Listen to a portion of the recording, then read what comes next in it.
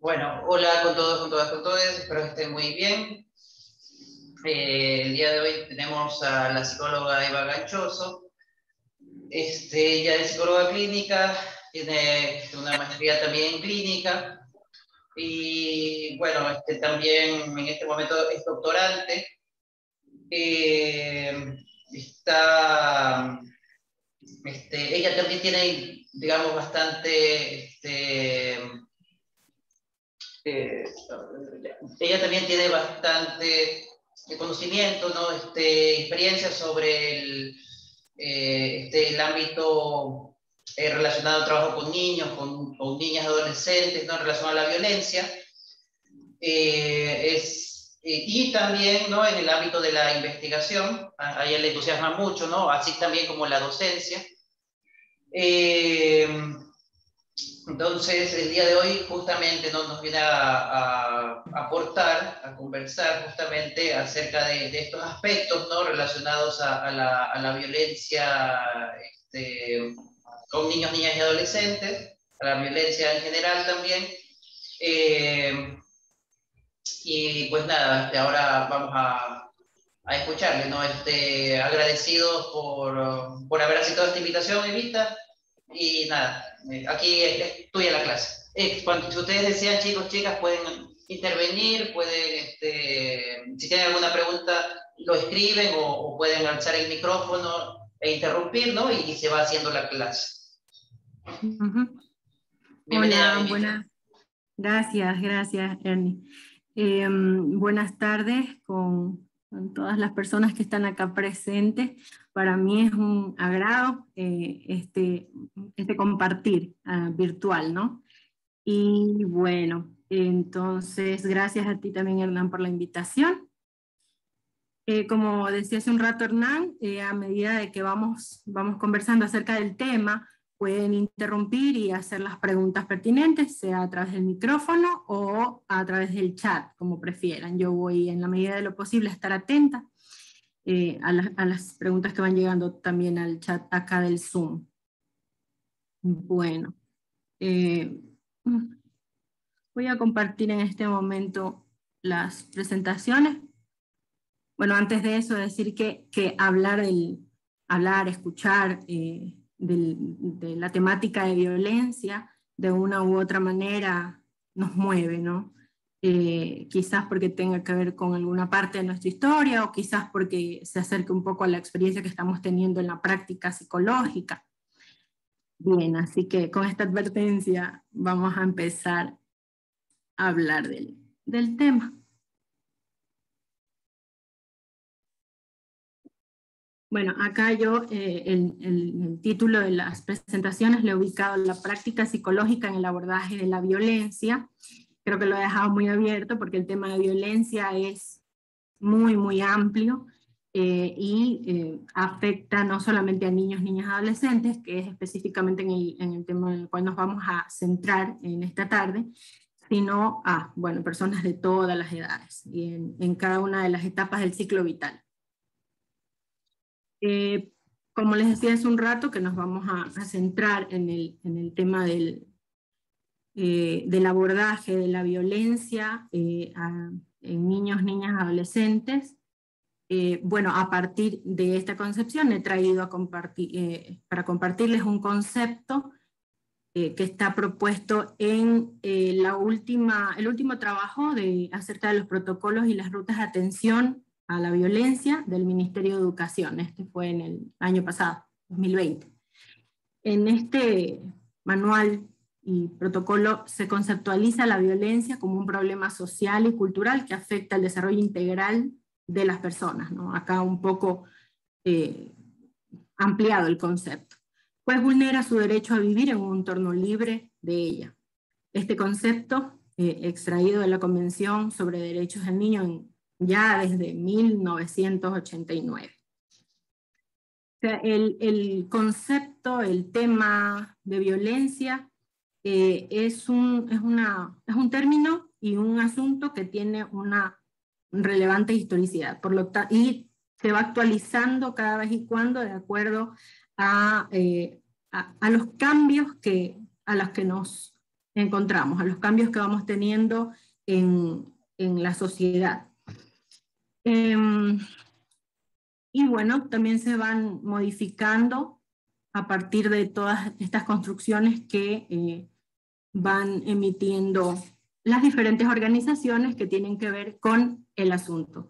Entre estas también la Organización Mundial de la Salud, que la define como el uso intencional de la fuerza o el poder físico, de hecho, o como amenaza contra una misma, otra persona, o un grupo o comunidad, que cause o tenga muchas probabilidades de causar lesiones, muerte, daños psicológicos, trastornos del desarrollo o privaciones. Ok. Entonces, importante esta nota que les he traído también acá, que se debe considerar los principios de interés superior del niño y la niña, de prioridad absoluta y de no discriminación. Esto implica una actuación inmediata que garantice la protección de la persona violentada y la obligación ante la cual nos encontramos como profesionales en el ámbito de salud, considerando que el tema de violencia es un problema de salud pública. Entonces, nos vemos también en la obligación de denunciar por parte de quien tiene conocimiento del hecho que esté experimentando el individuo. Bien, antes de profundizar y hablar sobre el quehacer del psicólogo y la psicóloga en el ámbito del abordaje de la violencia en niños, niñas, adolescentes, es importante tener como referencia que existe una clasificación de los delitos sexuales en niños, niñas, adolescentes, que varía un poco en la terminología, pero que al final trata de lo mismo, ¿no? El Ministerio de Salud lo define como abuso sexual por contacto y abuso sexual con contacto físico y abuso sexual sin contacto físico. En la clasificación de los abusos sexuales por contacto físico se refiere exclusivamente al incesto, al abuso sexual y al estupro. Ya vamos a ver qué es esto del estupro más adelante. En los abusos sexuales sin contacto físico, lo clasifica en pornografía infantil, exhibicionismo y voyeurismo, ¿no? Aquellas acciones que implican al niño, la niña o el adolescente a generar algún tipo de excitación al adulto o a otras personas, o a través de algún tipo de grabación, etc. Y asimismo, el Código de la Niñez y Adolescencia plantea una clasificación, como decía hace un rato, un poco distinta en términos, pero que al final resultan parte de lo mismo que se pretende conceptualizar, ¿no? Por ejemplo, en el artículo 70 del Código de la Niñez y Adolescencia, lo denomina como abuso sexual, concepto de tráfico de niños relacionado al ámbito sexual, y por ejemplo, en el Código también, en el Código Orgánico Integral Penal, se clasifica como abuso sexual de acuerdo al artículo 170.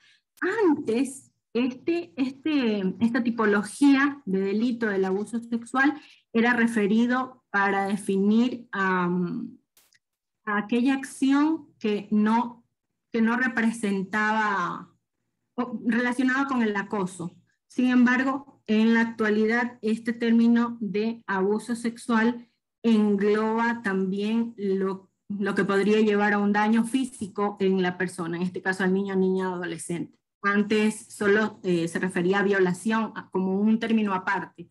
Ahora el Código Integral Penal lo clasifica o lo incluye dentro de lo que es o se conceptualiza abuso sexual como tal, donde hay penetración.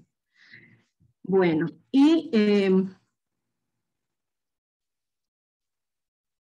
otra de las clasificaciones dentro del Código Orgánico Integral Penal, que creo que también es importante tenerlo en consideración en el abordaje desde el ámbito psicológico, es la pornografía con utilización de niñas, niños o adolescentes, como lo tipifica en el artículo 103. Bueno. Hay otras tipologías, pero nos vamos a quedar con estas que son, de acuerdo a la cercanía, a la experiencia que he tenido en la Fiscalía, son como las más frecuentes en las estadísticas. Bueno, llegamos acá con este antecedente que es muy, muy básico, el rol o el profesional en psicología frente al abordaje de la violencia. Bueno, acá hacer como un paréntesis y decir que hoy por hoy existen ya especializaciones, maestrías, incluso doctorados en el ámbito jurídico y forense, que son afines a la psicología, ¿no? Sin embargo, en nuestro contexto, las acreditaciones en el Consejo de la Judicatura acogen también el psicólogo clínico como que pueda llevar su procedimiento para la acreditación como perito en este campo, ¿no? De atención a los delitos o a los procesos penales que implican la atención a niños, niñas, adolescentes, personas en cualquier otra etapa del ciclo vital. Bueno, entonces, lo he clasificado así como en 3 partes, como para tener una idea así general del qué hacer desde la psicología clínica en el abordaje de la violencia, específicamente en la violencia sexual, niños, niñas, adolescentes. Por una parte está la práctica pericial. La práctica pericial que, bueno, la palabra perito significa experto, ¿no? Entonces la pericia psicológica quiere decir una evaluación que realice el psicólogo o la psicóloga que en un campo o en un ámbito en que esta persona sea experta, ¿no? Más adelante vamos a ver cuáles son los criterios para la acreditación como perito que están vigentes en el Consejo de la Judicatura. Y bueno, ahí nos vamos a encontrar con uno de estos criterios que es la experiencia, el tiempo que tenga de experiencia y el ámbito donde se ha desempeñado el psicólogo antes de acreditarse como perito. Bueno, dentro de la práctica pericial hay 2 ámbitos sobre los cuales puede tener acción el psicólogo o la psicóloga, que puede ser la evaluación de la credibilidad del testimonio, es decir, para evaluar qué tan veraz es la versión de lo que está mencionando, en este caso, la persona víctima que ha pasado por una situación de violencia. Y por otro lado, la evaluación del daño psicológico. Son 2 cosas distintas y este accionar va a depender de lo que solicite, en este caso, él o la fiscal, de lo que solicite, quizás en otros casos, el tribunal. Y de acuerdo a esta solicitud, el psicólogo o la psicóloga va a realizar su intervención, sea para la evaluación de credibilidad del testimonio o la evaluación del daño psicológico. Okay. Ajá. Aquí voy a hacer un paréntesis para volver a algo anterior que decíamos acerca del tema de la violencia. Creo que también para ir entendiendo estas partes del accionar de nuestra profesión en el ámbito del abordaje de la violencia, es necesario también tener presente que la violencia se origina en relaciones que tienen una característica fundamental, que es en relaciones de poder, inequitativas y que tienen la característica de sometimiento a la víctima. Importante tenerlo claro, ¿ya? Allí para ir conectándonos con el quehacer en el ámbito psicológico. También tener presente que esta violencia se puede dar en escenarios como la familia, las instituciones educativas, en establecimientos de acogimiento institucional, en la calle, en los barrios, en el lugar de trabajo, en el transporte público, bueno, y que abarca diferentes acciones. Y acá es donde lo vamos a conectar con el quehacer. ¿A qué me refiero con esto de que abarca con algunas acciones?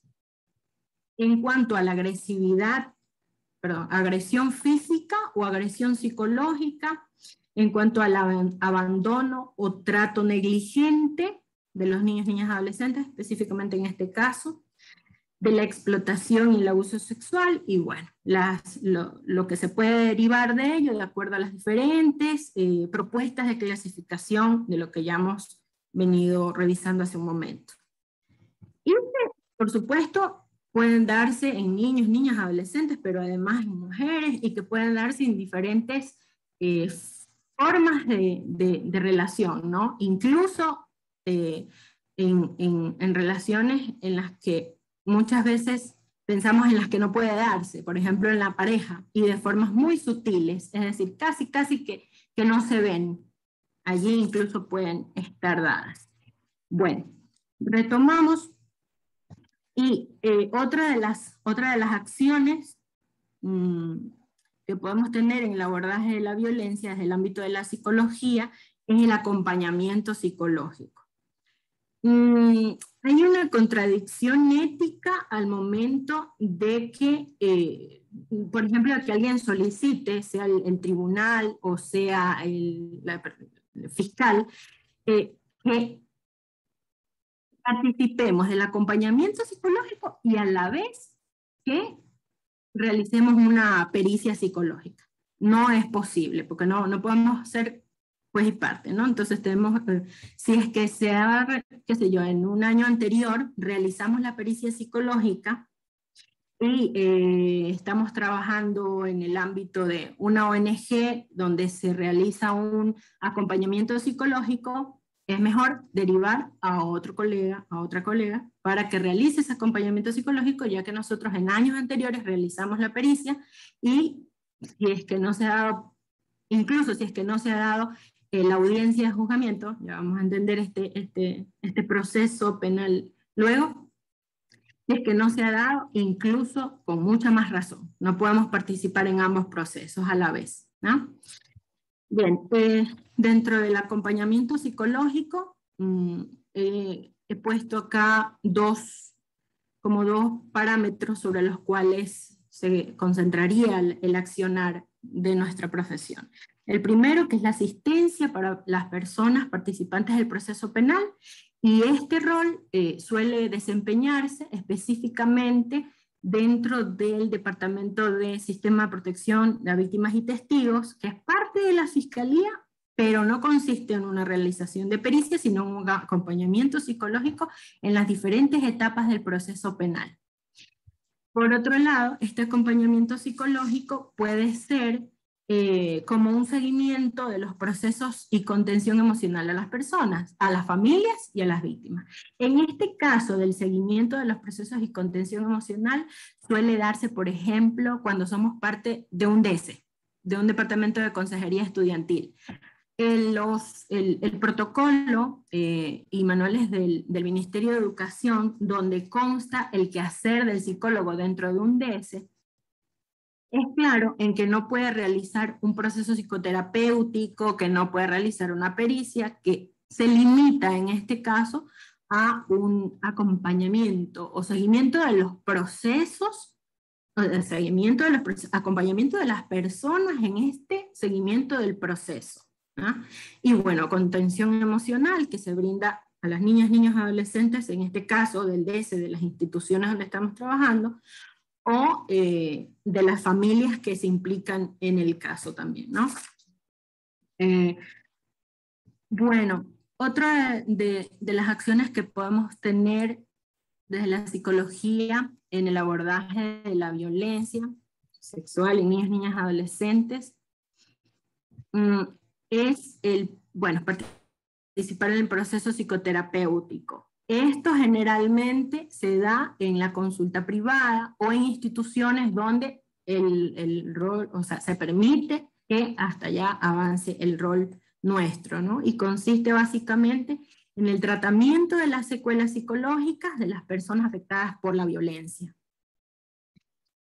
Acá también es importante tener en consideración que para realizar una práctica pericial El psicólogo o la psicóloga que realice el peritaje debe estar obligatoriamente acreditado por el Consejo de la Judicatura. No puede ser una persona que no tenga la acreditación o que esa acreditación ya no esté vigente, no esté actualizada. Es lo mismo que sucede con las personas que ejercen en medicina para la realización de la pericia médica. Asimismo, no puede ser cualquier médico. Esto es importante conocerlo porque cuando llegan a la consulta psicológica, personas qué sé yo, si fue ayer que pasó la situación de abuso sexual y llegó hoy a la consulta psicológica.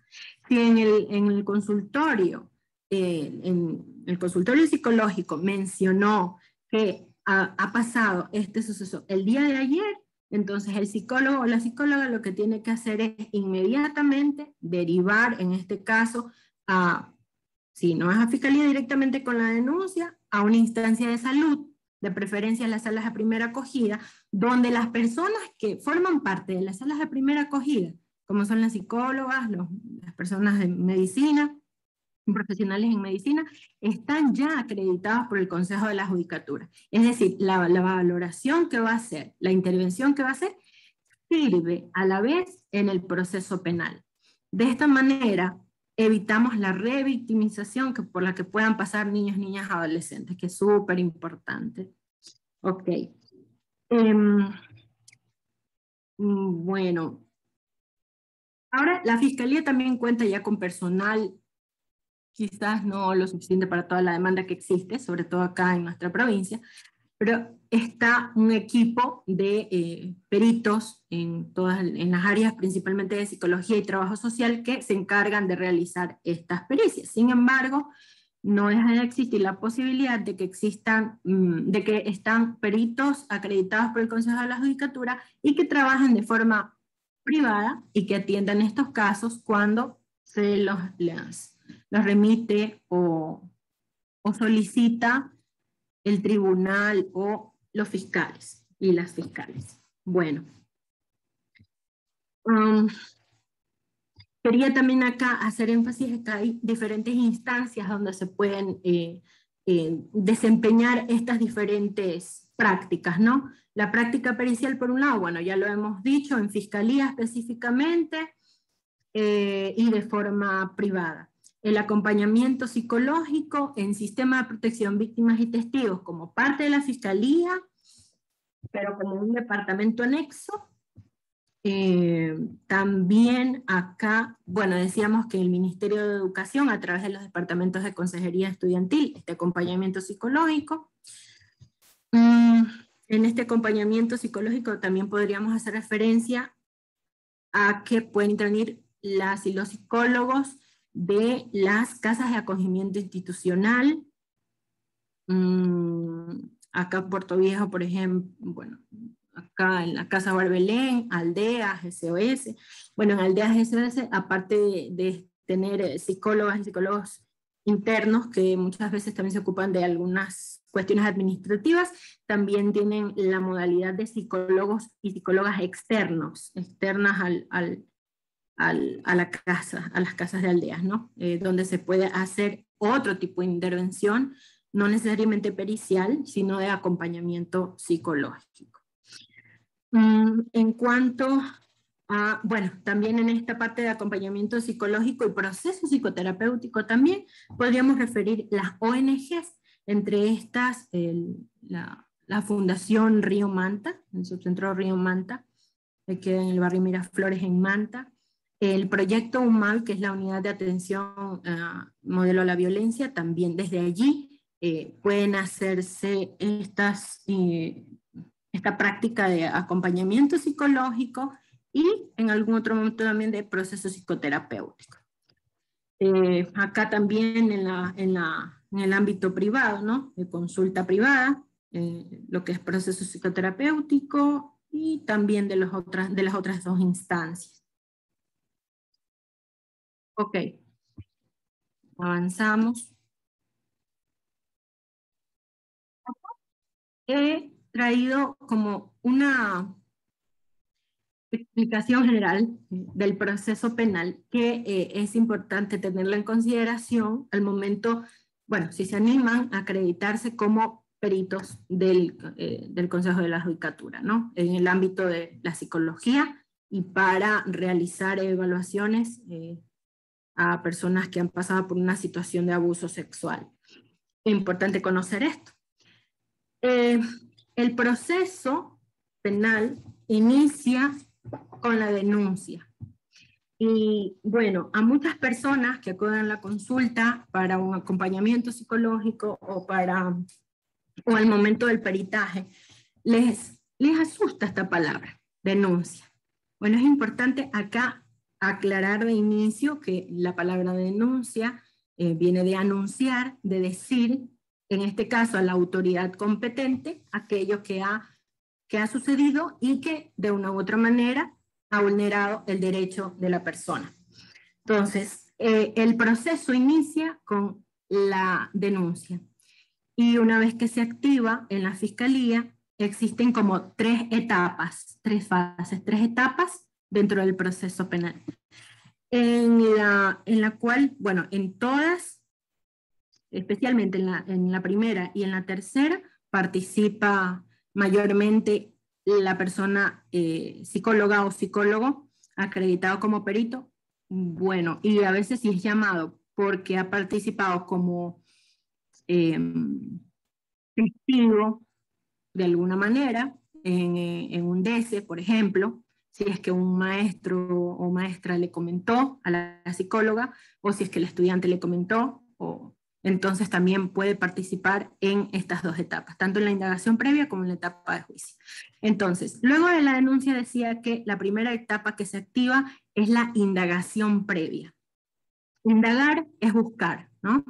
Y previo es algo que sucede antes de. En este caso es una búsqueda de las evidencias o de las pruebas antes de juzgar a alguien como actor de un delito, como persona culpable de haber cometido un delito, como se le llama en el ámbito legal. Bueno, dentro de esta etapa de indagación previa, existen básicamente estos tres elementos de los cuales la persona fiscal se encarga de recoger. La primera, que son las versiones, la palabra versión, que proviene de verdad, es la verdad para cada quien de lo acontecido. No significa que es la verdad absoluta del hecho. Entonces, en esta parte, la fiscal o la persona fiscal solicita las versiones tanto de las víctimas como de las personas que han sido denunciadas. Y en este momento puede que la fiscal o el fiscal solicite al psicólogo o psicóloga que intervenga para el acompañamiento en la rendición de versión. Generalmente esto lo solicita a los psicólogos y las psicólogas que son parte del sistema de protección a víctimas y testigos. Bueno, aparte también recoge lo que son las pericias psicológicas, médicas y de trabajo social. No siempre solicitan todas, de acuerdo a lo que Fiscalía considere pertinente o necesario para el proceso, entonces puede solicitar alguna de estas valoraciones. Ok. Y la recogida de evidencias. La recogida de evidencias, que bueno, dentro de esta evidencia se consideraría lo que son huellas dactilares, objetos, restos de sangre o algún otro tipo de fluidos corporales sobre la persona u objeto que considere la Fiscalía importante para esta primera indagación, que es parte de la investigación del caso. Ok. Luego de esta etapa de indagación previa, una vez que tiene todas las evidencias, Fiscalía pasa a una siguiente etapa que se denomina instrucción fiscal. Como la misma palabra lo indica, es donde Fiscalía instruye, enseña todas las evidencias al tribunal penal, en este caso, que está encargado de la situación, del estudio del caso, ¿no? Y esta instrucción consiste en la identificación pormenorizada de cada uno de los elementos probatorios. ¿Cuáles son? Son todos estos de acá. Estos son los elementos probatorios que van a permitir luego a las autoridades conocer la responsabilidad, en este caso, de la persona que ha sido denunciada. Y finalmente, la etapa de juicio, aquí volvemos a participar como psicólogas y psicólogos cuando somos llamados a rendir el testimonio. A rendir el testimonio. Y rendir el testimonio implica acudir a la audiencia, en este caso, la palabra audiencia, que proviene de audio, es escuchar a las partes, en este caso la fiscalía, en representación de la víctima, y el acusado, la persona o la acusada, la persona que ha sido ya, que se le ha asignado la responsabilidad del delito, con sus respectivos abogados o abogadas, y entonces pues en ese encuentro que se denomina audiencia es donde somos llamadas y llamados a rendir el testimonio, y el testimonio no es más que sustentar el informe que hemos emitido de la práctica pericial, o si hemos sido llamadas para dar un testimonio de un informe, por ejemplo, de un acompañamiento psicológico, también puede ser. No necesariamente vamos a hacer llamadas y llamados en caso de pericia. También pueden ser en alguno de los otros, de los otros procesos donde tenemos acción nosotros como profesionales. Voy a ver el chat. Acá hay una pregunta. Dice, todas estas etapas, ¿cuánto tiempo llevan para cumplirse por lo general? Claro. Dentro del ámbito penal, cada una de estas etapas tiene un tiempo determinado, o sea, un tiempo límite en el que el fiscal o la fiscal tiene que, por ejemplo, en la indagación previa, no recuerdo mucho si son como 3, bueno, depende del caso, pero en los casos que son así más próximos, por ejemplo, pongamos son 3 meses, y entonces tiene que en esos 3 meses recoger todas las evidencias o los elementos probatorios para poder pasar a la siguiente fiscal, ¿sí? a la siguiente etapa. Si es que no se cumple en ese tiempo, entonces se avanza igualmente con la siguiente etapa y ya no se pueden introducir ningún otro elemento probatorio más. Entonces, decía yo que depende del caso.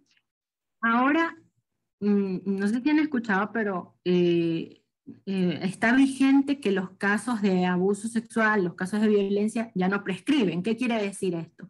Que pudo haber sucedido hace 10 años, hace más años, y se puede denunciar.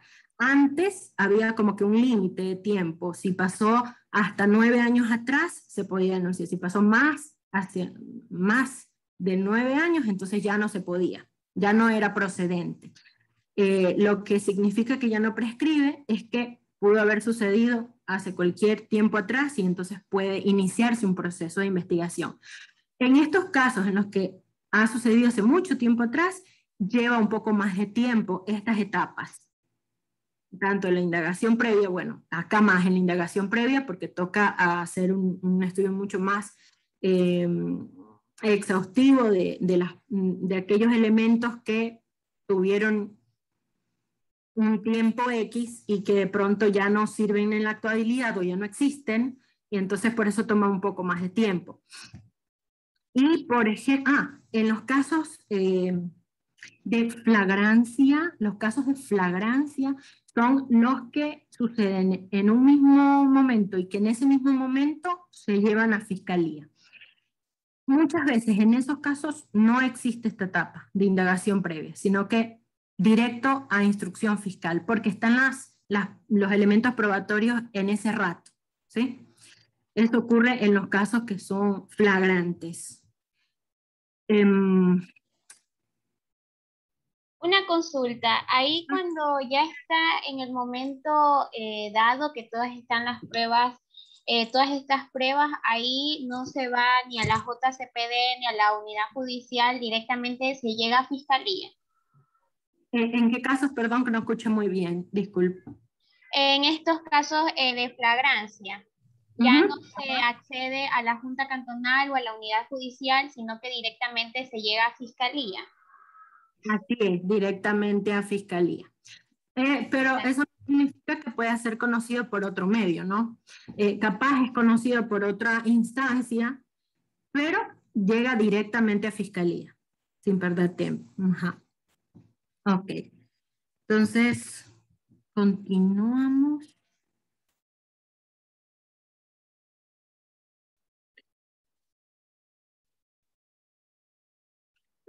Algo, perdón, que retorné acá.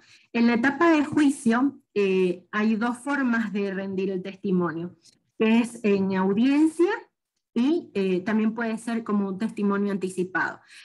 Generalmente los testimonios anticipados se le denomina así porque se da antes de llegar a la audiencia.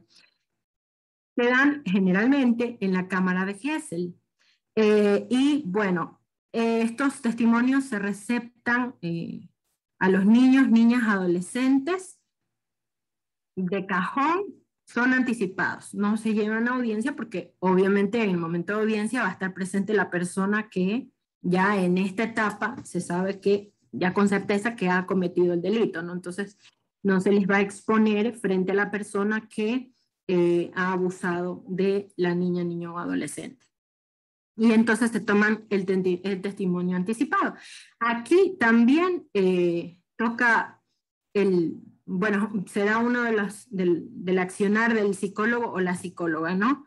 Es otro de los roles que cumplimos en este proceso, la recepción del testimonio anticipado.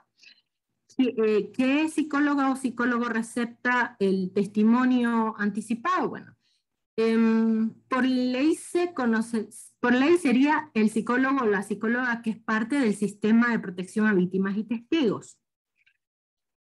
¿No? En algunos casos también podría intervenir alguna psicóloga o psicólogo que ya ha tenido un acercamiento o un acompañamiento psicológico, pero que no haya intervenido en el peritaje. Entonces aquí puede participar este psicólogo o psicóloga para receptar el testimonio anticipado, ¿no? Ok. Bueno, llegamos al peritaje psicológico. ¿En qué consiste? Bueno, sobre todo me voy a detener en la parte de elaboración de informe, que creo que les va a ser de mayor utilidad.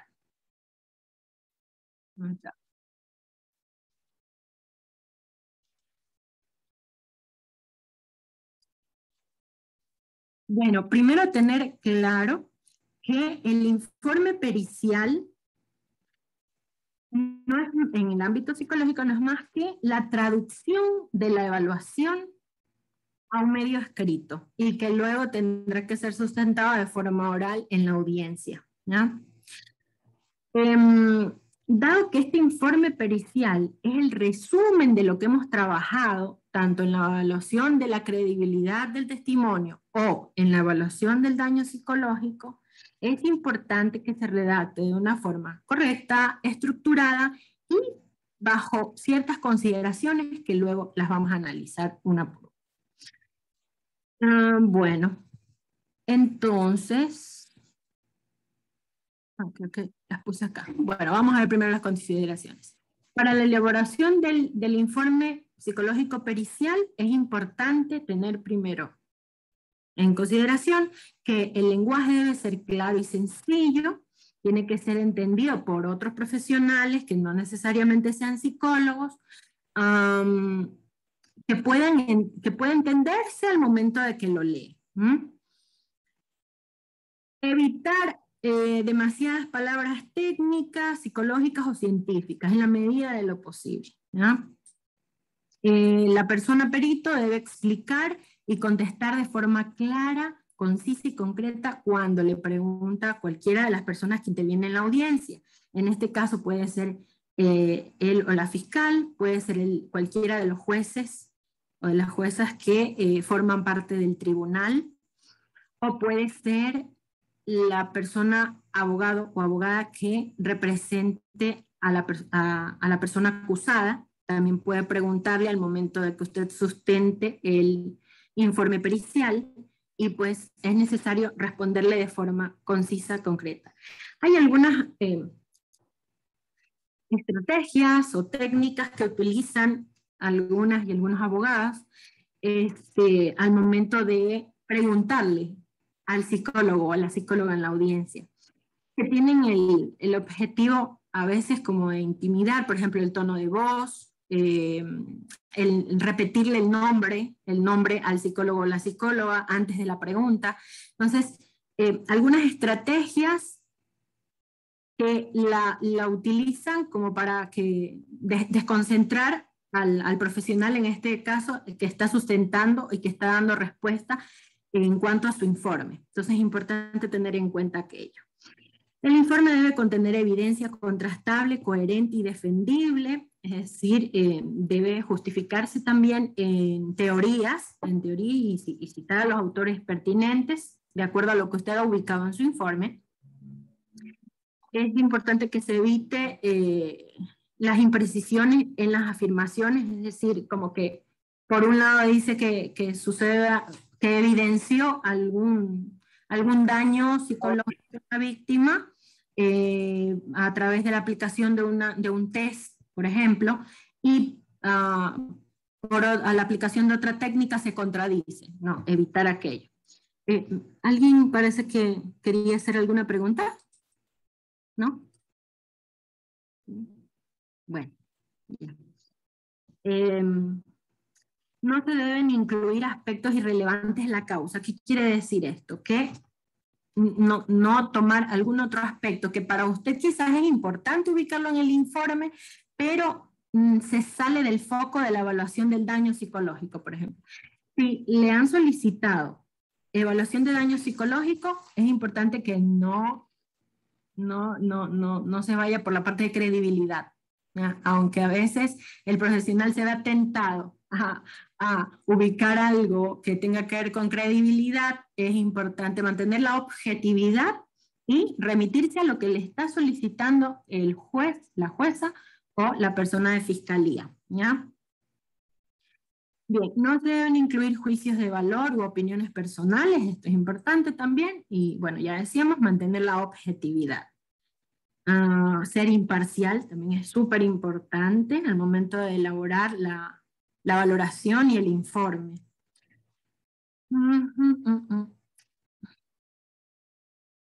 Ok. Nunca determinar la culpabilidad o inocencia del sujeto. Eso también es súper relevante.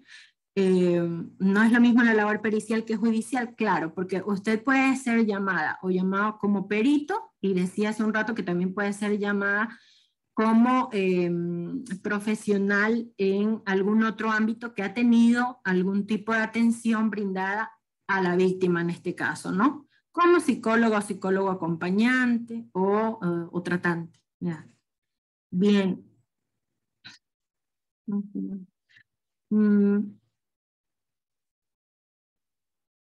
Ok, y finalmente otra consideración importante, no hacer del informe un pretexto para exhibir el conocimiento de la materia o para hacer alarde de la riqueza de su vocabulario, y manejar el ego también es importantísimo al momento de realizar el informe y también de sustentarlo en la audiencia. Ok. Bueno, ¿cuál es la estructura del informe pericial? Básicamente estos que tenemos acá. Hay variaciones, pero también hay formatos. Bueno, hoy por hoy hay ciertos requisitos que se necesitan cumplir para poder acreditarse como perito.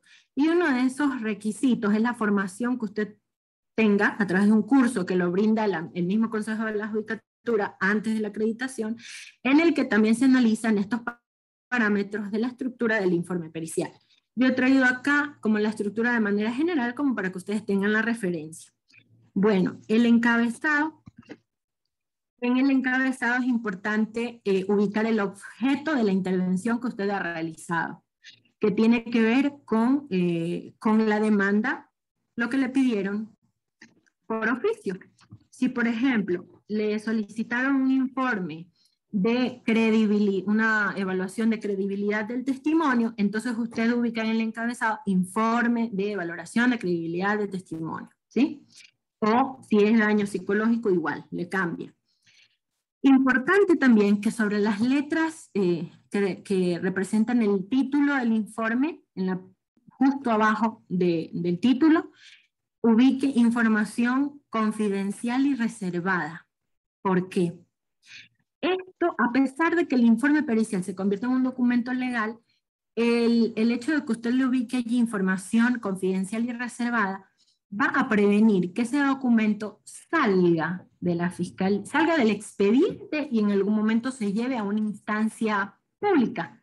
Sobre todo si se encuentra en indagación previa, donde no puede ser público. Peor estos casos, ¿no? De violencia sexual, niños, niñas, adolescentes, no. Se manejan de forma reservada, sobre todo en la etapa de indagación previa. Bueno, eso en cuanto al encabezado. Datos identificativos de la persona perito y de la persona evaluada. Acá es importante que usted pueda incluir sus nombres, apellidos completos, número de cédula, el registro, el número del registro de la CENESID, de usted como profesional, e incluso si se le asigna algún número, como código de acreditación como perito. También es importante que lo incluya acá. Importante que incluya fecha de recepción del encargo. Es decir, la fecha en que se le asigna por oficio a usted que realice la pericia. Porque si no se ubica de aquello, puede tomar como referencia el abogado o abogada de la otra parte y entonces y tratar de invalidar, porque ese es el fin, ¿no? La persona quiere invalidar su informe. Entonces cualquiera de estos elementos que se omitan pueden dar paso a ello. Fecha de recepción del encargo, fecha y lugar de evaluación. También súper importante que usted ubique allí. Datos de la persona evaluada, así mismo, ¿no?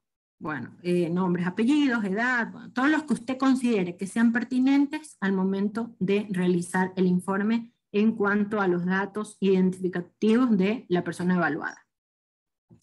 En cuanto al motivo del informe, es importante que aquí se ubique como un antecedente, ¿no? Una redacción como un antecedente en la cual usted va a incluir los datos que están en el oficio de solicitud para la realización de la evaluación psicológica. Entonces, esto usted lo transcribe, no lo va a ubicar con sinónimos, no. Lo va a ubicar textualmente en esta parte del motivo del informe. En cuanto a la metodología, acá en la metodología es donde va a describir las técnicas que aplicó para el proceso de evaluación psicológica, sea para la evaluación de credibilidad de testimonio o sea para evaluación del daño psicológico en víctima. Y entonces acá va a describir, por ejemplo, las entrevistas, qué tipo de entrevistas, qué técnicas, qué pruebas, qué test. Si recurrió a algún tipo de registro observacional, también acá es importante ubicarlo. Bueno, es importante en este apartado de la metodología que se recurran a reseñas científicas que avalen el uso de la herramienta que usted está haciendo mención acá en la metodología, ¿no? También puede recurrir a citar la fiabilidad y validez de la prueba, también puede darle un sustento bastante importante acá en la parte metodológica. Ok, en la exposición de la información recabada, vamos a tener algunos subapartados, y estos subapartados pueden ser los antecedentes familiares, antecedentes personales, que tiene que ver con el desarrollo infantil quizás, los procesos de socialización también podría ubicarlos en este subapartado, hábitos, otro subapartado, la historia clínica, que básicamente acá debería hacer énfasis en quizás las enfermedades médicas relevantes o trastornos psiquiátricos que hayan sido diagnosticados en su momento, si es que el caso lo requiere, ¿ya? Evaluación psicopatológica. En la evaluación psicopatológica, como un subapartado de la exposición de la información recabada, es importante que haga referencia a la evaluación del estado mental, atención, memoria, y que también haga mención a la actitud que presenta la persona durante la evaluación realizada y aspectos de la personalidad, si es que usted considera evaluar acá en la intervención. Bueno, en cuanto a la discusión psicolegal o forense, acá es una de las partes como más importantes del informe, porque es donde usted como psicólogo o psicólogo va a justificar y razonar las consideraciones técnicas que hizo mención en la metodología. ¿Ah? Acá se van a discutir incluso las inconsistencias. Supongamos que en los resultados que obtuvo en la aplicación de un test se contraponen con los resultados de otro test. Entonces acá en la discusión es donde usted va a hacer ese análisis que de alguna manera va a sostener todo lo que usted está diciendo ya como conclusión ante lo que se le ha encomendado o lo que se le ha solicitado que evalúe. También es importante aquí utilizar un lenguaje sencillo y claro. Bueno, las conclusiones periciales. Las conclusiones puede usted enumerarlas, sería lo más recomendable, que sean comprensibles y evitar, como en todo trabajo que incluye conclusiones, evitar incluir datos nuevos, sino tomar de aquello que usted ya mencionaba anteriormente y lo ubique acá en las conclusiones. Es importante que declare la imparcialidad en la redacción del informe, ¿no? Y por último, fecha y firma. La fecha de elaboración y de emisión del informe es importante declararla acá. Puede ser distinta, puede que usted realizó la evaluación en 3 encuentros con la persona y bueno, luego tiene una fecha diferente para emisión del informe. O puede, qué sé yo, que haya sido flagrancia y que se le dijo que intervenga en ese rato para la elaboración del informe, quizás coincida la fecha. Importante especificarlo allí. Porque la firma y la fecha le van a dar la validez temporal y contextual al documento que se denomina informe. ¿Ok? Bueno, también súper importante que no se olvide siempre de entregar el informe, quedarse con la copia y el recibido de que usted entregó en el tiempo solicitado el informe que emitió, ¿no? Ok. Déjame ver qué tiempo llevo. ¿Estamos? Sí, tenemos tiempo todavía. Ya. Bueno, entre las características del informe, como características generales que deben tener en consideración al momento de la redacción del informe. El informe en este caso es el resultado del proceso ajustado a normas a través del cual se han obtenido los resultados de los que se derivan las consideraciones técnicas. Es decir, de todo lo que usted mencionó en la parte metodológica aplicada, el informe es la transcripción de aquello que usted realizó. El proceso del peritaje es realizado por un experto, ya lo hemos dicho anteriormente, que en este caso está preparado en el campo de la psicología, y que asume la responsabilidad de todas las acciones. Importante tener en cuenta eso. Cuando usted está en una audiencia, sea presencial o virtual, todo lo que mencionan los testigos, en este caso usted como perito, es grabado. Y bueno, es grabado porque luego puede ser sometido a análisis si es que una de las partes está en desacuerdo con algún elemento que usted mencionó del informe. Entonces eso se analiza y bueno, en algún caso puede que pidan una reevaluación pericial si es que justifica muy bien la otra parte de por qué sería una de las partes del informe inválida, ¿no? Entonces, es importante que usted tenga en consideración que todo lo que ubique en el informe es responsabilidad suya al momento de que lo firma. Bien, debe contener los datos suficientes para poder ser replicable o contrastable por otros evaluadores o investigadores. Bueno, en el campo de la ciencia, si es que estos informes ya luego pueden, qué sé yo, ser empleados para estudio de casos, etc. En el caso, en la situación que pueda darse así. Es un documento legal, por lo que debe practicarse con las garantías constitucionales y conforme a las leyes procesales. ¿Qué quiere decir esto? Que el quehacer de la psicóloga o el psicólogo en este campo, bueno, y yo diría que no solamente en la práctica pericial, sino en las otras dos que revisamos anteriormente, deben tener como enfoque de intervención, el enfoque de derecho, el enfoque de género, el enfoque inter o transdisciplinar, el enfoque integral, ¿no? Que no deje de ver a la persona como un sujeto de derecho, como un sujeto que se desarrolla y que tiene sus particularidades en cada una de las etapas del ciclo vital. Importante también tener este enfoque al momento de la redacción del informe y de del desarrollo de la evaluación, al momento de tener el contacto con la persona. No dejar de vista estos enfoques de atención. Ok, bueno, el informe pericial, la valoración pericial también sirve de base para las decisiones judiciales. ¿Qué quiere decir esto? Que no es el único elemento, porque también están las pericias médicas, también está la intervención, qué sé yo, de la policía judicial, del informe de la policía judicial, y bueno, todos los elementos probatorios sirven para tomar las decisiones judiciales por parte del tribunal, sea para sentencia o sea para absolver el caso. El informe en este caso pericial es un dictamen archivable y durable. ¿Qué quiere decir esto? Que no es que llega un momento que tiene invalidez o caducidad su informe, ¿no?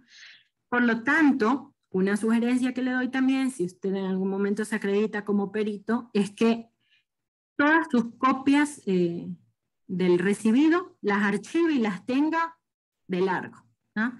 Hay casos incluso que por ejemplo han llamado a audiencias de juzgamiento, qué sé yo, después de unos 4 años, 3 años, ¿no? Sí, en los casos que son más demorados en investigación. Y bueno, allí es necesario que usted tenga su archivo, su informe, para que pueda revisarlo antes de ir a la audiencia. Se prepare. Ok. Acá en la página del Consejo de la Judicatura, ustedes pueden descargar el documento donde se detallan los requisitos para la acreditación como perito. Quizás si nos queda un poco de tiempo, lo vamos a revisar en el PDF que descargué hace un momento. Bueno, quería llegar acá.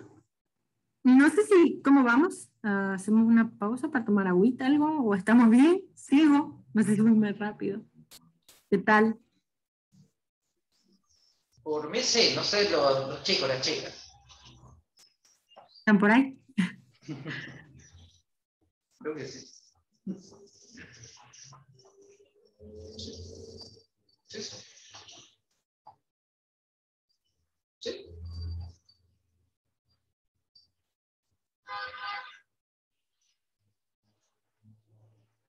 Ya, ok. Bueno, con respecto a lo que decía Samael de que es engorroso el quehacer en este ámbito desde la psicología, pues creo que depende de pronto del interés que uno tenga luego en la práctica ya dentro de este campo, y dependiendo de ese interés, pues ya no solamente la experiencia que va teniendo, sino que se va preparando. Quizás si le interesa, ya empieza una especialidad, una maestría en este tema, y bueno, de la mano con la práctica se va volviendo muy enriquecedor y ya se toma el timón del asunto. Eso. Bueno, entonces decía que quería llegar acá para explicar en qué consiste el sistema de protección a víctimas, testigos y otros participantes del proceso penal. Este departamento es anexo a la Fiscalía. Acá en Manabí contamos con un sistema de protección a víctimas y testigos y otros participantes del proceso penal que queda ubicado, digamos la oficina, queda ubicada en lo que era el edificio de la Previsora, en el 8º piso. Queda ubicado el sistema de protección a víctimas y testigos de la Fiscalía. Y este sistema consiste en un equipo de personas que son técnicas y técnicos en los ámbitos de protección. Dentro de este equipo se incluye profesional en psicología, se incluye profesional en trabajo social, se incluye profesional en policía judicial, como policía judicial, y abogados también, abogadas y abogados. Ok, ¿en qué consiste? Consiste en brindar protección a las personas cuando en el proceso penal han recibido algún tipo de amenaza. Acá, por ejemplo, hay profesoras, profesores, que muchas veces dicen, no, yo no denuncio porque tengo miedo de lo que vaya a pasar. Entonces, cuando ha recibido algún tipo de amenaza, estoy dando un ejemplo, ¿no? Pero así mismo, qué sé yo, puede recibir algún tipo de amenaza a algún profesional que ha intervenido en el proceso, aunque no es lo más frecuente quizás es los que reciben también amenazas son fiscales, jueces, de muerte, ¿no? O las personas que denuncian, las que ponen la noticia de inicio, ¿ya? A veces puede darse también con mayor frecuencia. No así con tanta frecuencia en los peritos. En los peritos. Entonces, decía que en este sistema de protección a víctimas y testigos se encuentra un equipo técnico, personas profesionales, que dan asistencia, atención a las personas que están pasando por una situación de amenaza ante o durante el proceso penal como tal. Y también, no solamente cuando están recibiendo algún tipo de amenaza, sino cuando son niñas, niños, adolescentes o en alguna situación de vulnerabilidad en la que amerita que ingrese a este sistema para tener la protección requerida.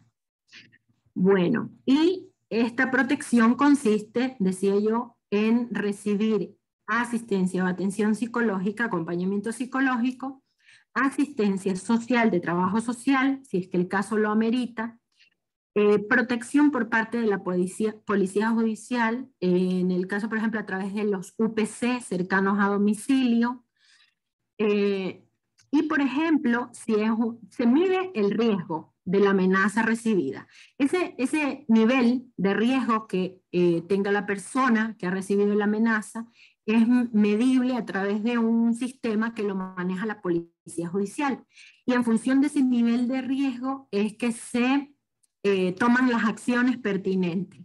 Y dentro de esas acciones puede ser incluso cambio de domicilio. En casos extremos, que no solamente es por ejemplo, este sistema no solo brinda asistencia y atención a víctimas de abuso sexual, de delitos sexuales, sino de cualquier otro tipo de delito. Y en algunos casos extremos donde hay amenazas y un riesgo eminente, ha habido, por ejemplo, hasta cambio de país, ¿no? De país por cierto tiempo, de acuerdo al nivel de riesgo y de acuerdo a las acciones que se tomen para protección de la persona durante la participación suya en el proceso penal. Y después de esta, si es que lo requiere. Bueno, ¿cómo se ingresa al sistema? Al sistema de protección a víctimas y testigos que pueden ingresar los psicólogas y psicólogos que son peritos, o cualquier otro profesional que haya recibido algún tipo de amenaza, o cualquier persona que haya recibido algún tipo de amenaza que esté participando en el proceso penal, puede hacer la solicitud al fiscal. Y el fiscal o la fiscal es quien solicita el ingreso al coordinador o coordinadora del sistema de protección, ¿no? Una vez que se solicita el ingreso, se tiene una entrevista con la coordinación del sistema en los casos extremos, como decía hace un rato, y en los que no, pues recibe la atención o acompañamiento psicológico. Esto consiste en algunas entrevistas o encuentros, que bueno, no sé si lo manejan ahora virtual, pero están atendiendo presencialmente. Viene la asistencia psicológica, de trabajo social y de protección. De acuerdo al caso, porque se supone que esa solicitud llega antes de que la persona llegue ahí al edificio de la previsora, ¿no? Entonces, cuando llega antes el documento a manos de la coordinación del sistema, el equipo se reúne para analizar el caso. Y de acuerdo a las necesidades que presente la situación, entonces se determina qué profesional atiende primero a la persona que llega. Si es que es la psicóloga o el psicólogo, si es que es la trabajadora social o trabajador social, o si es que es la policía judicial, ¿ya?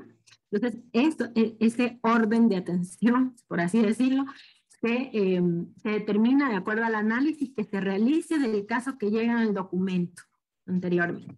Muy bien.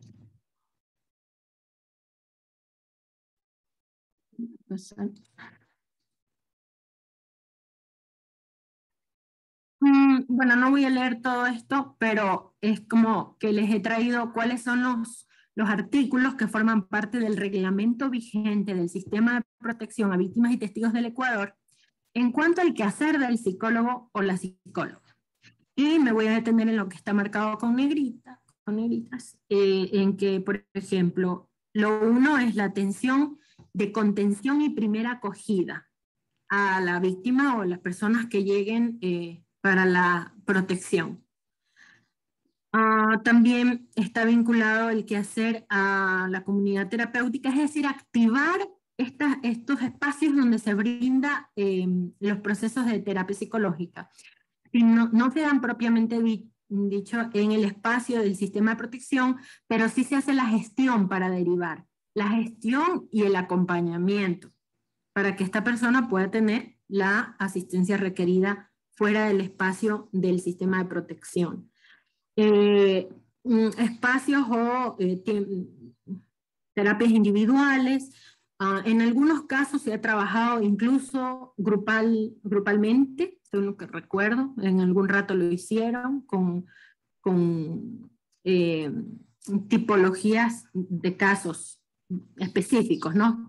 No es que se trabaja con la persona que llegue de acuerdo, independientemente del delito que ha sufrido, sino que de acuerdo a los casos y de acuerdo a la necesidad, de acuerdo al proceso, a un sinnúmero de características, se determina el tipo de intervención o el tipo de accionar desde el ámbito psicológico dentro del sistema de protección a víctimas y testigos. Acompañamiento psicológico de los protegidos, ahí se le denomina así, ¿no? A las y los protegidos, cuando lo amerite, considerando la actividad penal a desarrollarse. Por ejemplo, acompañamiento, cuando era presencial, acompañamiento presencial de la víctima para rendición del testimonio.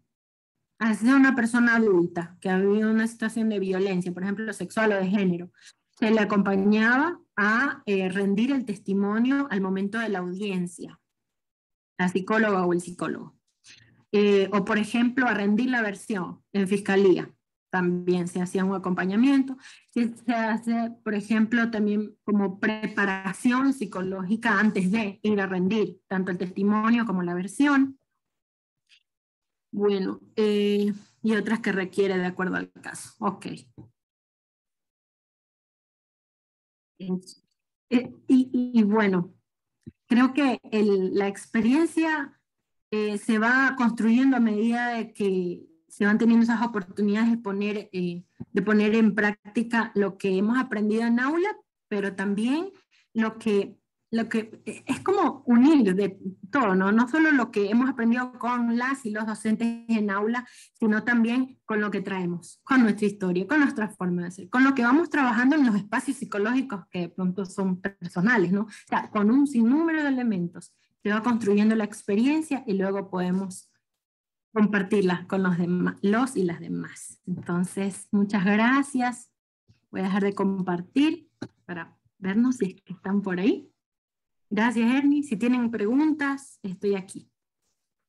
Muchas gracias.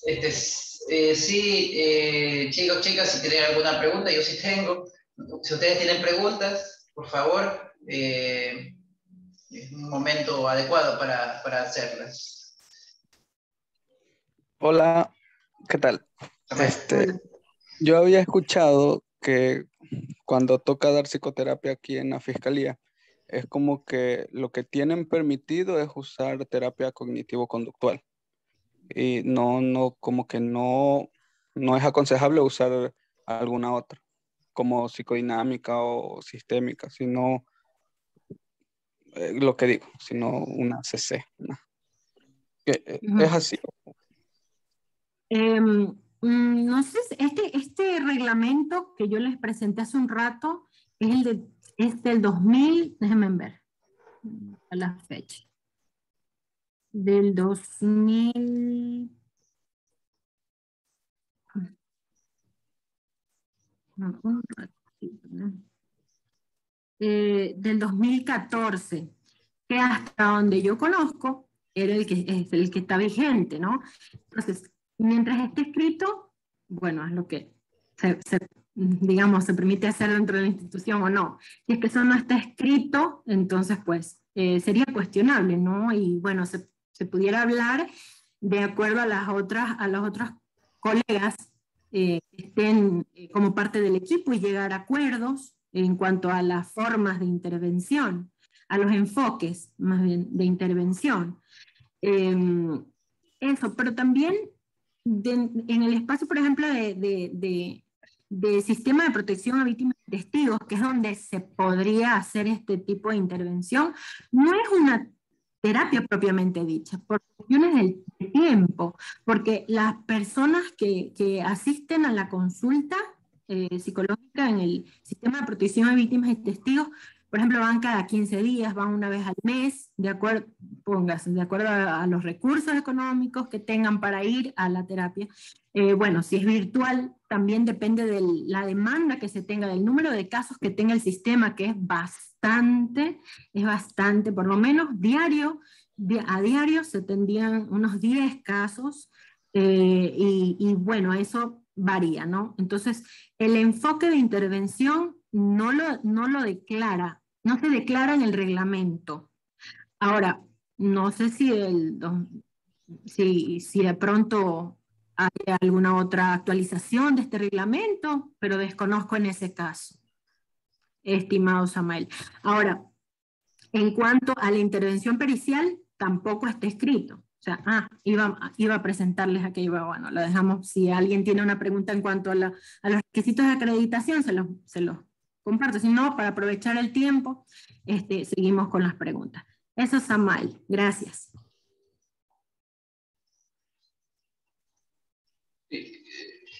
Vita, aquí hay otras preguntas en el chat. Ya. Dice, ¿no? No sé si lo han preguntado o lo han mencionado. ¿Qué test se aplican para respaldar informe psicológico? Ya sea en el caso de peristaje como en el caso de acompañamiento. Esa es una. Bueno, en el caso de acompañamiento, depende el enfoque de su intervención. Un poco también con lo que decía Samael, ¿no? Depende del enfoque psicológico de intervención, porque hablábamos de otros enfoques que son importantes al momento de la atención, ¿no? Estos enfoques de derecho, del enfoque de género, del enfoque intergeneracional, del enfoque interdisciplinario o multidisciplinario, del enfoque integral, donde se toman en consideración las otras disciplinas y también las diferentes etapas del ciclo vital. Pero acá yo diría que depende del enfoque psicológico desde el cual usted intervenga como psicóloga o psicólogo. El uso de las herramientas técnicas y de la metodología que emplee al momento de la elaboración del informe.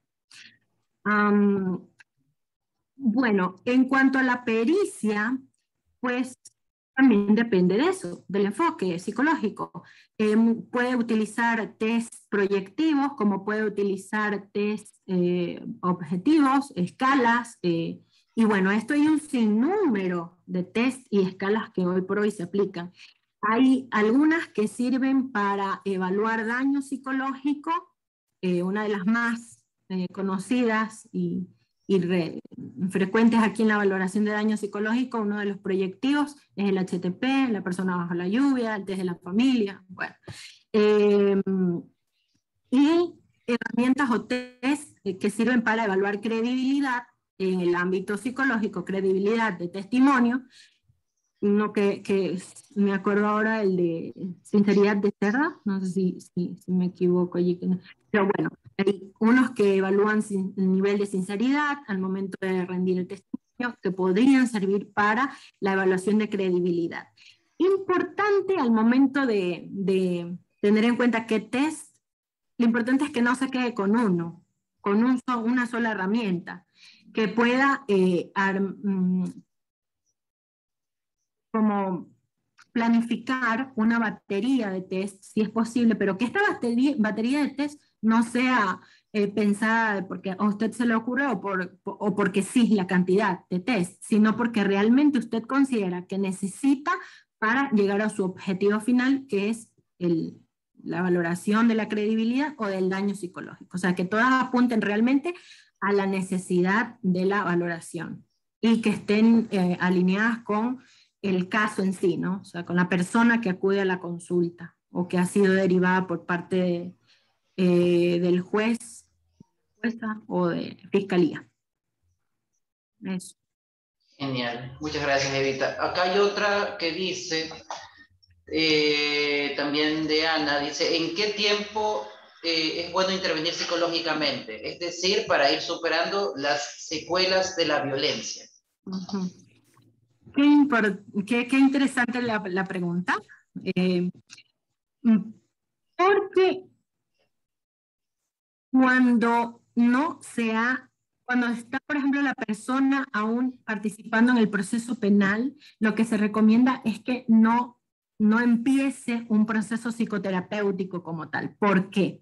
Porque al momento de que se trabaja en el proceso psicoterapéutico, probablemente se van moviendo, se van perdiendo algunos aspectos que podrían ser muy necesarios, útiles en la rendición de testimonio en la audiencia o en la rendición de la versión o en la valoración pericial. Ejemplo de esto,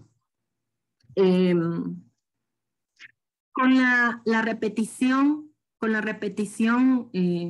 continua del suceso traumático, por así decirlo, o del hecho, la misma repetición va haciendo que se pierdan algunos elementos que podrían ser claves para coincidir con otros elementos de prueba. Por ejemplo, el lugar, ¿no? O sea, la descripción del lugar donde sucedió el acto de violencia. Entonces, que si se fijó en el color de paredes, si estaba oscuro o estaba claro, detalles. Esos detalles al momento de que se repiten continuamente una y otra vez o se trabajan en el espacio de proceso psicoterapéutico, probablemente algunos de esos elementos corren riesgo de perderse y que son necesarios que se mantengan hasta que se tome el testimonio anticipado, por ejemplo. Entonces, lo que se recomienda es que no se empiece un proceso psicoterapéutico hasta que no, por ejemplo, se llegue al testimonio anticipado, en el caso de niños, niñas, adolescentes. ¿Y en el caso de mujeres? También. Bueno, que como estábamos enfocados en el tema, pero por supuesto, de toda persona que pase por una situación de violencia, en este caso sexual o de género, es importante que no se empiece el proceso psicoterapéutico hasta no dejar como cumplidas estas otras partes del proceso penal. Y en algunos, no diría en algunos, en muchos casos, el proceso penal como tal, el hecho de que avance el proceso penal es parte del proceso psicoterapéutico. Es parte de ir elaborando, porque el fin último es restituir el derecho, ¿no? Según lo que nos dice la ley. Entonces, esa restitución del derecho es parte de esa elaboración del trauma o del dolor o de lo que ha vivido la persona, de lo que ha sufrido la persona. Muchas gracias. ¿Alguna otra? ¿Alguien más? ¿Alguien tiene alguna otra pregunta? ¿O comentario, quizá? Yo sí quisiera preguntarte algo. Relacionado específicamente, digamos, algo más relacionado, quizá un poco más epistemológico, ¿no? Sobre el tipo de pruebas por decirlo de alguna forma, realmente ni siquiera sé si se le denomina prueba. Cuando uno piensa, cuando yo pienso, por ejemplo, en pruebas físicas, en pruebas médicas, yo entiendo, ¿no?, de que en el cuerpo se pueden hacer pruebas químicas o pruebas hormonales o pruebas netamente físicas, ¿no?, anatómicas. Pero justamente antes, ¿no?, con los estudiantes, con las estudiantes, me preguntaron esto, ¿no? O sea, ¿cuál, a nivel psicológico, existe acaso, ¿no?, como justamente, ¿no?, desde este espacio de la pericia psicológica, un equivalente, que si se puede considerar, ¿no?, así, de contundente o de objetivo, como en la medicina, a ese nivel positivista, ¿no?, digamos, concreto, ¿no?, físico, o son criterios que, digamos, son más falibles, no son necesariamente contrastables. Bueno, eso, ¿no? Es una pregunta que va más por ese lado. ¿Te refieres digamos, como la comparación entre la evaluación pericial psicológica y la evaluación pericial médica, por ejemplo, que es más, como que tiende más a lo observable y se puede justificar, o se puede sostener más bien desde allí? No sé si es eso. Sí, sí. Ajá, yo decía hace un rato cuando me detuve en la estructura del informe, en el apartado de la metodología, que es importante que cuando hagamos mención a las técnicas, a las pruebas en tipo de entrevista que se aplicó durante la valoración psicológica, sea para credibilidad o para daño psicológico, es necesario que ubiquemos las reseñas científicas que pueden sostener, en este caso, los resultados que estamos emitiendo en la pericia. Entonces, estas reseñas científicas, incluso la fiabilidad y validez de los test, de las escalas, van a darle ese peso que necesita para que no en algún momento vayan a tratar de invalidar por su consistencia en sí mismo el informe, ¿no? Las científicas y los antecedentes que tenemos teóricos sirven para sostener nuestro informe pericial, en este caso. Sí, era por ese lado. Y también una pregunta un poco más por el lado, digamos, sí, ético, en relación a la temporalidad, ¿no? Como preguntaba, creo que fue Ana también quien preguntó en relación al tiempo de los procesos. Si un proceso, digamos, ¿no?, se demora, voy a poner un número cualquiera porque realmente no tengo idea, digamos 6 meses o un año, ¿ya? Por ejemplo. Durante este tiempo es preferible que la persona, digamos, durante 6 meses no busque o no reciba un acompañamiento psicológico o psicoterapia propiamente. Acompañamiento es posible y yo diría que es necesario, ¿no? Es necesario incluso porque cuando nombrabas la pericia médica, olvidaba también que cuando se da paso o se pide, Fiscalía pide una pericia médica en caso de violación. Y para estos casos de pericia médica es necesario que la víctima tenga previo como una preparación psicológica, un acompañamiento psicológico para cada una de las etapas en las que se interviene o en las que le toca intervenir como parte del proceso penal. Entonces, un acompañamiento psicológico tal, sí. Que tenga como objetivo la contención emocional, sí. Que de pronto sea con el objetivo o con el fin de elaborar el trauma, no, hasta que pueda, por lo menos, rendirse el testimonio anticipado. En el caso de niños, niñas, adolescentes, se trata de hacer lo más rápido posible. El testimonio anticipado que se toma a través de cámara de Gesell, se trata de hacer, bueno, pasa la etapa de indagación previa, que es un mes, pasa la etapa de instrucción fiscal, 15 días, ejemplo, una semana, y el testimonio anticipado. Y a partir del testimonio anticipado, ahí sí toma un tiempito más largo, pero ya podría empezar un proceso psicoterapéutico porque ya rindió el testimonio y ya no va a ser llamado nuevamente. Ya no va a ser llamada la persona nuevamente a hablar del mismo tema, ¿no?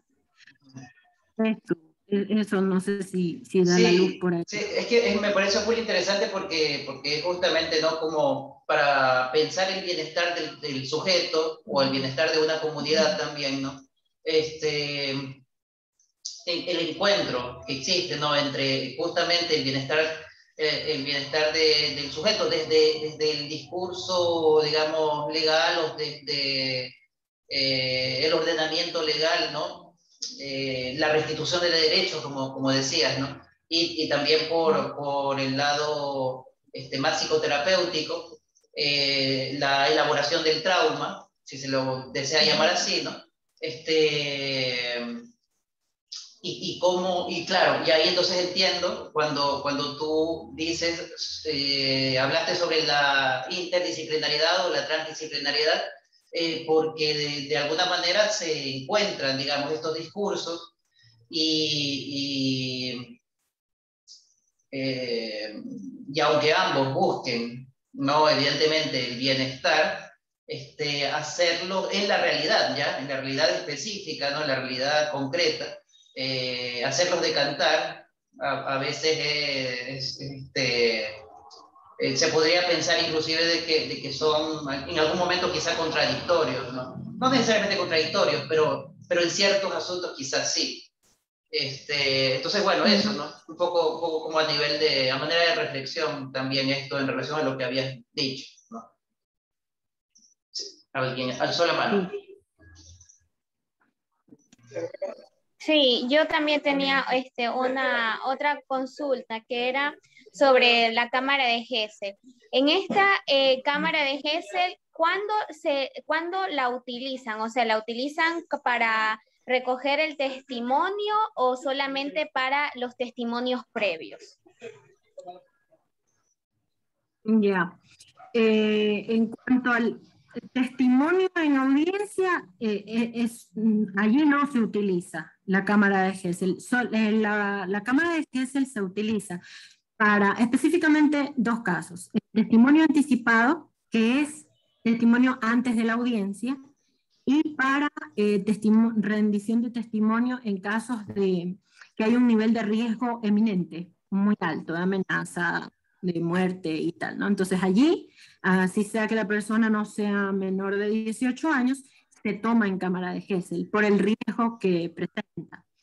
Que hay, según lo que recuerdo, en las estadísticas allí del sistema de protección, en estos casos que presentaban riesgo eminente, no eran necesariamente los casos de delitos sexuales, sino en casos de tráfico de otro tipo, de asesinatos, ¿ya? Ajá. Y bueno, en los casos de violencia sexual y de género, se tomaban en cámara de Gesell como testimonio anticipado. Esto quiere decir que de un lado de la cámara de Gesell está Fiscalía, están las juezas y jueces del tribunal, está abogados y abogadas de la otra parte, y está la persona acusada. En este caso ya se le llama acusada cuando ya ha pasado la instrucción fiscal. Ya, en ese caso se toma el testimonio anticipado, y del otro lado, que es donde está el espejo, si han estado en una cámara de Gesell, entonces del otro lado donde está el espejo, se adecua el espacio como lo más cómodo posible para el niño, la niña o el adolescente, colorido y tal, donde está la cámara y los micrófonos, en la parte superior casi que invisibles.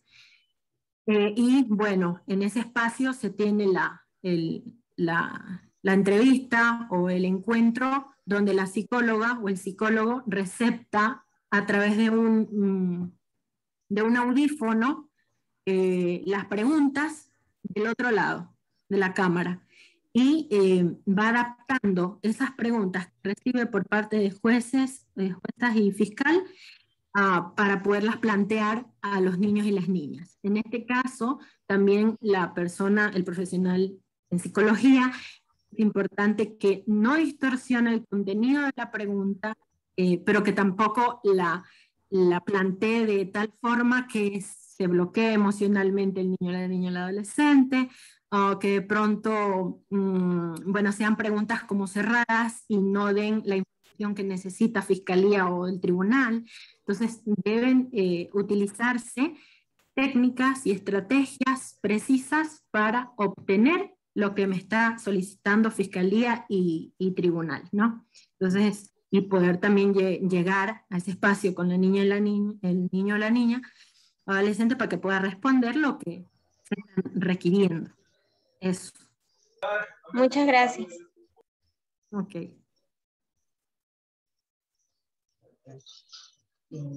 ¿Alguien más? ¿Alguna pregunta? No. Pues, Eva, muchas gracias. Eso, agradecerte de verdad. Ha sido también para mí muy interesante, ¿no?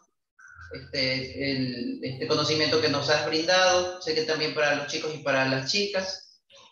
Entonces eso, ¿no? Agradecerte nuevamente y pues nada, desearte también lo mejor como siempre. Bueno, muchas gracias a ustedes por compartir, lo he disfrutado mucho. Un gusto y bueno, estamos ahí, ojalá que nos encontremos a la vuelta de la esquina. Chao. Chao, chao.